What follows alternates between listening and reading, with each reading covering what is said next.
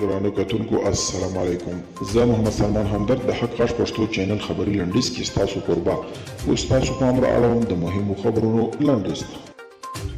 امریکا بغلان کې د من پاکانو وژنه غندلې او د سمدستي څېړنو غوښتنه یې کړې ده. امریکا د بهرنیو چارو وزارت په بغلان ولایت کې د 10 باین پاکونکو وژنه غندلې ده. د امریکا د بهرنیو چارو وزارت ویان نیټ پرایس چهارشنبې د غبرګولي 19 د ورځې په خبري غونډه کې د پردې اړه سمدستي څېړنو غوښتنه کړې ده.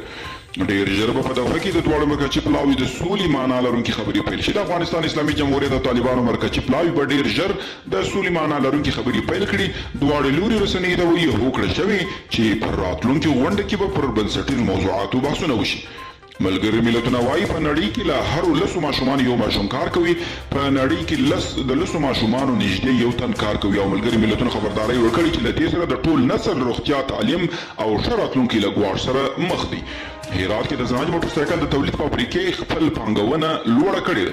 د هرات ولایت په صنعتي ښارګوټ کې د زناج موټر سایکل د تولید او بسته‌بندۍ فابریکې خپله پانګونه 14 میلیون افغانیو ته لوړه کړې ده او 3 اروپایي هیوادونو پر ایران غږ کړي چې له فرصت څخه ګټه پورته کړي او پرجام ته راستون شي.